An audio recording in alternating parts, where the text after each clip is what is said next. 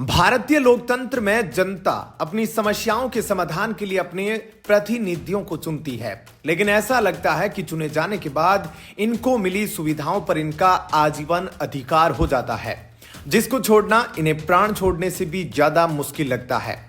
कुछ इसी प्रकार के तथ्य सामने आए जब गाजियाबाद निवासी आरटीआई कार्यकर्ता ने पूर्व सांसदों व मंत्रियों के सरकारी बंगलों के विषय में आरटीआई के माध्यम से केलोनिवी यानी सीपीडब्ल्यूडी और संपदा निदेशालय से प्रश्न पूछे। आरटीआई आवेदन से मिली जानकारी के अनुसार पूर्व प्रधानमंत्री स्वर्गीय राजीव गांधी की पत्नी पूर्व यूपीए अध्यक्ष सोनिया गांधी को प्रधानमंत्री आवास से भी बड़े सरकारी बंगले 10 जनपद का आवंटन जुलाई 1992 में निजी निवास के रूप में उनके पति की मृत्यु के बाद जिंदगी भर के लिए कर दिया था, जिसका प्रतिमाह लाइसेंस शुल्क मात्र 3,875 रुपए है। वहीं एक अन्य आरटीआई में जब आरटीआई कार्यकर्ता द्वारा पूछा गया कि सोनिया गांधी के अलावा कितने आवंटियों को जीवन पर्यंत सरकारी बंगले का आवंटन किया गया है, तो प्रत्युत्तर में बताया गया कि 1 जनवरी 2018 से अभी तक किसी को सरकारी बंगले का आवंटन जीवन पर्यंत के लिए नहीं किया गया है, जबकि पूछे गए प्रश्न में कहीं भी जनवरी 2018 की समयावधि का जिक्र ही नहीं था। अतः अब आरटीआई कार्यकर्ता ने इस जवाब के विरुद्ध प्रथम अपील डाली है।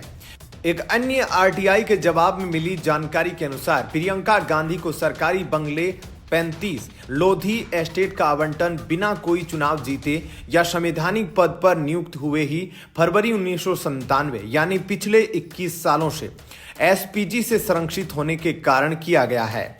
इस बंगले के किराया 2002 में 53,000 रुपए था, जिसको देने में तथाकथित गरीब प्रियंका गांधी ने असमर्थता जताई और वाजपेयी सरकार ने उन्हें किराए में छूट देकर किराया 11,748 रुपए मात्र कर दिया।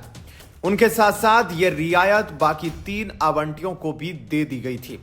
यहां यह बात ध्यान देने योग्य है कि बाकी 3 आवंटियों में MS बिट्टा, KPS गिल और पंजाब केसरी के संपादक थे।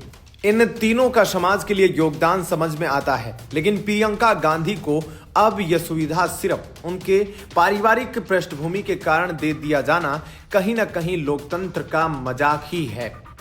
अब यह भारतीय लोकतंत्र की विडंबना ही है कि अगर आम आदमी को सरकार से आवास के लिए वित्तीय सहायता मिलती है तो एक परिवार के लिए एक ही व्यक्ति को मिलती है, जबकि यहां तो एक ही परिवार के हर सदस्य को बड़े बड़े बंगले बांट दिए गए हैं। राहुल को अलग, सोनिया को अलग और प्रियंका को अलग। हो सकता है जल्दी ही प्रियंका गांधी के बच्चों को भी अलग अलग बंगले बांट दिए जाए। इसी बीच कांग्रेस संसदीय दल की प्रमुख सोनिया गांधी आगामी 15 जनवरी को पार्टी के नए मुख्यालय इंदिरा भवन का उद्घाटन करेगी। पिछले करीब 5 दशक से पार्टी का मुख्यालय 24 अकबर रोड था। कांग्रेस के संगठन महासचिव केसी वेणुगोपाल ने मंगलवार को एक्स पर पोस्ट किया। 15 जनवरी 2025 को सुबह 10 बजे कांग्रेस अध्यक्ष मल्लिकार्जुन खड़गे और लोकसभा में नेता प्रतिपक्ष राहुल गांधी की उपस्थिति में कांग्रेस संसदीय दल की प्रमुख सोनिया गांधी नए AICC मुख्यालय इंदिरा गांधी भवन का उद्घाटन करेगी। इसका निर्माण कांग्रेस अध्यक्ष के रूप में उनके कार्यकाल के दौरान शुरू किया गया था। वेणुगोपाल के अनुसार 9A कोटला मार्ग पर स्थित इंदिरा गांधी भवन को पार्टी और उसके नेताओं की बढ़ती जरूरतों को पूरा करने के लिए डिजाइन किया गया है, जिसमें प्रशासनिक, संगठनात्मक और रणनीतिक कार्यों में सहयोग करने के लिए आधुनिक सुविधाएं शामिल है। उन्होंने कहा, यह प्रतिष्ठित इमारत कांग्रेस पार्टी के असाधारण अतीत को श्रद्धांजलि देते हुए उसकी दूरदर्शी दृष्टि को दर्शाती है, जिसने भारत के राजनीतिक और सामाजिक ताने बाने को आकार दिया है। कांग्रेस के नए मुख्यालय का काम पिछले कई वर्षों से जारी था। फिलहाल क्या कुछ कहना है आपका इस अपडेट पर कमेंट सेक्शन में अपनी राय जरूर बताएं। साथ ही वीडियो को लाइक शेयर जरूर करें। जल्द एक और अपडेट के साथ आपसे मिलते हैं। धन्यवाद।